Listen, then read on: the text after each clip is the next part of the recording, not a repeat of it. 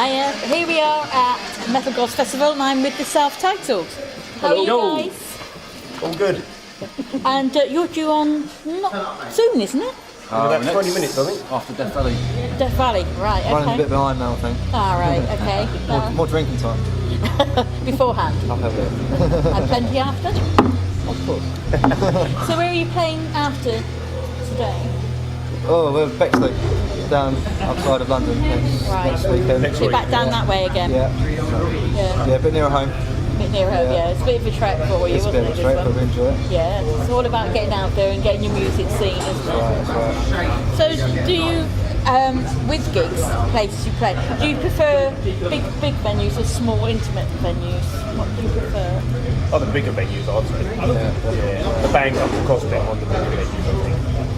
We're more suited to a bit of room, if you like.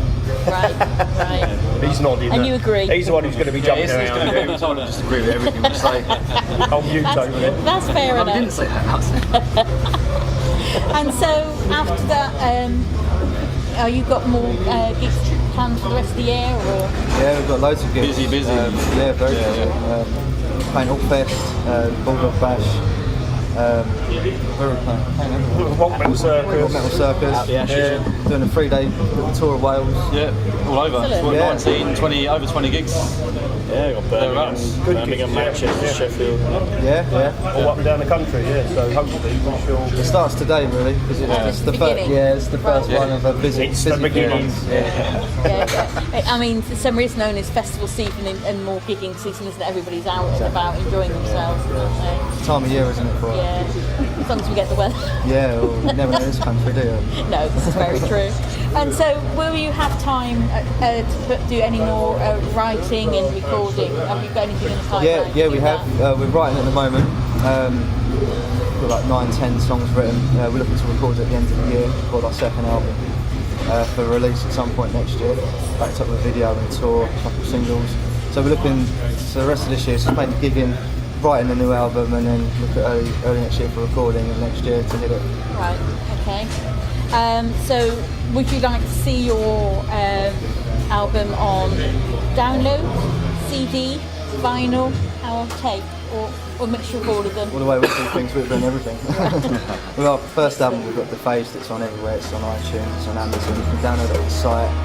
You can buy physical copies of it. It's everywhere. And there might be a possibility of next year, the second album being physically available as well. Right. Okay. So that We'll have to look into some sort of distribution. Yeah. Right. And I mean, it's very hard for musicians and bands at the moment to make any money out of sales and everything else. Yeah. So merch is mainly the way to. Yeah. We're learning that. We're learning that merch is very important now at gigs. We've always got a bunch of t-shirts we can sell. Oh, there we go. Look, nice red one there. Red one there, yeah. Change it up a bit. Here's one we made earlier. Yeah, Really black. Just printed in the car. all different colours this time round. T-shirts, CDs. You can get off the website or you can get them at gigs. At gigs, yeah. And I always like to get the gigs because you get to talk to the bands as well. So I think people ought to go up and make themselves known to the band because you appreciate it to get feedback, and it's It's a two-way thing. It's about how did they enjoy it, and what did they like, what didn't they like, whatever. And we get feedback, we can improve our performance, and then it's a two-way thing. Yeah. I mean, it's good to see the fans supporting the bands as well, because it is pretty difficult out there for bands, for young, for upcoming bands and unsigned. I think that the merch and CD sales is very important to get their name out in the climate that we're in.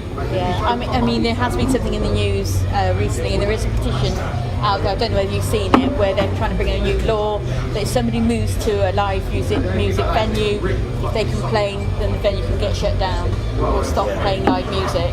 I mean, is this another nail on the coffin for live music? I think that's always been there. I think there's always been aggro with that sort of thing with a lot of venues, like the Fleece and places like that. Pretty much I'll sign any of those petitions, because I think, to be honest, I think the music scene as a whole is quite healthy. But it's just the money side. There's loads of venues out there. We've got to support them as well. Yes, there is that, where people need to actually go out and go to these things. It's a very odd genre, isn't it, where you have on the Facebook page, you're bound to have hundreds of likes, but when it comes down to big, Where are they? Indeed. I think it's tough for everybody really out there with the promoters and the bands and stuff, but there's a lot of venues that we're losing. I think we did well with Trillions. Everybody seemed to save Trillions. It's an institution, the Fleece is another. Shame's got to that point where it needs to be. I mean, it's like the Fleece. I mean, that's been a live venue for about 30 odd years. Because was it called the Fleece and something else? It had a slightly different name, but it's still going. And I mean, the amount of bands that they put on there is unbelievable.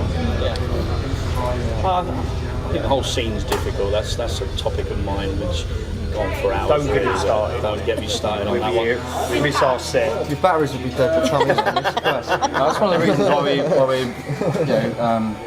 gigging so much. Get a bit more coverage and get our music out. Yeah. So convert some of those Facebook likes in their faces. I mean the band has been through quite a lot of changes. Yeah. Not so much now, but it has gone through a lot of changes, and so we need to get out there again. It's been out, gone back, now we're back out again, and probably twice as much as before. And we need to get out as a solid unit and so show the people what we're all about. Yeah, absolutely. And you have to get yourselves out there. It's not just like sit back and wait for somebody to come to you. You have to physically go and push yourselves as well these days. Very rarely the bands get spotted. You have to be in people's faces. Absolutely. Finding, I think, everybody that's into the band, and work towards the same goal and that is committed. So we got him over here. He seems committed. We just don't let him loose very often. Train him up, bring him along, and put him on the stage and unleash him. The men in white coats. Yeah, they're waiting in the van as soon as we finish. So how long have you been together with this lineup? This lineup? About a year and a half now. Yeah, it's been a while. You sort of forget how you don't even think about it anymore. You look back and you're 20 hours, it's been a while. Yeah. But about a year and a half, and we were working hard at it. It's keep plugging away. I mean, regardless of who's in the band or not, you can still get the band out. It's the music. It's about the band and the music. It's not about the individuals. It's about the thing as a whole. And what age were you when you started playing or singing? And what was the instrument? And do you still have it? Well, who's the violin? I'm not even going to answer that one. You can't even I've still got it. It's a beaten up old Strat copy. Still got it somewhere. It doesn't play very well. It goes out of tune like pretty much straight away. But I can say my bass is still with me, which I had when I was 16. Yeah. And we'll leave it there. It's horse and cart times, that one. I think they've only just started making guitars. Actually, So, But the rest of you? I started playing the trumpet at school. Yeah, Really rock and roll. Yeah, my dad gave me he bought a trumpet, took me to trumpet lessons, and I learned to read music, and then I played a bit of piano as well, keyboards, and then I played drums in a steel band at school. So that's how long that That's was. how you got, Yeah, and it's gone on from there. I played a few other instruments in bands, but this is the longest I've stuck with drumming, I've been in this band now 12 years now. Excellent. So, yeah. What about you then, sir? Me, I've been playing guitar 14 years. Self-taught, never had lessons, just taught myself out of books and watching others. By 17 I was playing in bands and playing in bands ever since I was 17. You still have your first instrument? No, switched it up. There's a crappy Squire copy thing. It's like to learn on, but I soon got a Les Paul and that treatment. Yeah. Back garden. The man here has been playing for quite a while too. He does do sign language. He plays the flute, the recorder. Oh, right. Been in quite a few bands and worked hard for a while. He's an excellent musician. I mean, it's quite interesting that musicians seem to a lot of them keep their first instrument. Whether it's sentimental because that was their first, it's a surprising amount of people who do keep them. They might not play them or pick them up or... I've got my first amp.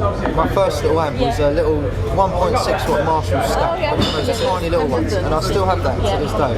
It still works too. That's one of those square batteries. Yeah. That's my first amp. Yeah, still got that. Excellent. Well, tonight the Fender that I'm using is that guitar, which is you never sort of. It's like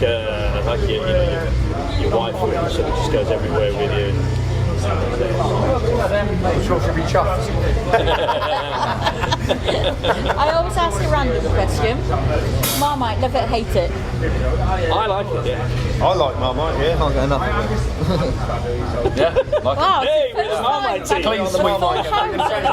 The next album is going to be called Marmite. Marmite, yeah. Marmite, if you're out there, we're looking for sponsors. That's one of my questions, is if you want to be sponsored by anybody in the world, any company in the world, who would you like to sponsor you? Well, I think that's quite relative to who we are and what we play. So I suppose mine would be GK, which is Gaming Kruger, but everybody's different. It doesn't have to be a band, it could be a company as well, any other company. Well, it'd be nice to be sponsored by EMI of a few million quid. He wants to say something. Are we allowing it? Yeah. Go for it. on. Do it. Go on. Here we go. Yay! First words. First words, eh? I would like to be sponsored by Listerine. Or gaffer tape. How about the rest of you? For me, Gibson. Gibson? Yeah. I'd have to say Marshall amps. I've always had a Marshall amp. It'd be nice to be given some, you know? Yeah. Yeah, buy it. that was my angle as well. By anybody, really, wouldn't it? Well, it would be, Free yeah. guitars. You know, episode guitars is what I use. Rotor sound strings, anything would help in this day and age. So you never know. Please, You never know. I wonder if anyone will now. Well, you never know who might end up watching the interview, so you just never Get know. in contact on selftitled.com. And music videos, what sort of music video would you like to have made? What sort of thing are you into? Would it be sort of like a horror, sexy one? Sexy, definitely. Yeah, there we go. Oh, there we go. Yeah, now you're talking. Always been unleashed. Massive production. Are we talking music video or just a Music music video. like to be Yeah, involved music in? video. Right, okay. I should have made it more clear. Just clear that up. Sexy, yeah. Yeah. Maybe dances, I guess, yeah. Yeah, a little bit moody perhaps. Yeah. Yeah, massive explosions, fireworks, Yeah. fired a lot. You know, Maybe an epic one. Epic Kiss style video. Yeah, yeah. Dirty Harry. Oh, yeah. Harry, yeah. Colt 45s as well, you know. Make my day punk. Yeah, there you go. And another thing is, if you had a chance, like some bands do, say, right, there's this film coming out, would you write a song for this a film? What sort of film would you like to write a theme for? I'll start the music, well, I'd say probably be go with an action film or something. Something like a real dramatic scene where someone's about to get blown up and they don't, and it's just like The heavy next music in the background. Schwarzenegger's film. Neil? Yeah. Probably something by Michael Mann or David Lynch. David Lynch would be cool, actually. Tarantino. Yeah. Tarantino. Yeah. So you could be Mr. What was it, Mr. Brown, Mr. Black? What are the ones in? Yeah. As long as I'm not Mr. Pink, I'm cool. I have a problem. Anyway, guys, thank you very much for giving me some of your time. I know Thank you're you. due on fairly soon, and you've probably got things to do. True But yeah, it's great having a chance to speak to you. No, it's been lovely. Thanks for having us. Yep. Thank you. Appreciate it. Thanks, guys. Pleasure. Cheers. Yeah, I'll shake your hand, don't worry. Never mind it. Thank you. He's from Spain. Thank you. Cheers. Cheers, thank you very All much. right.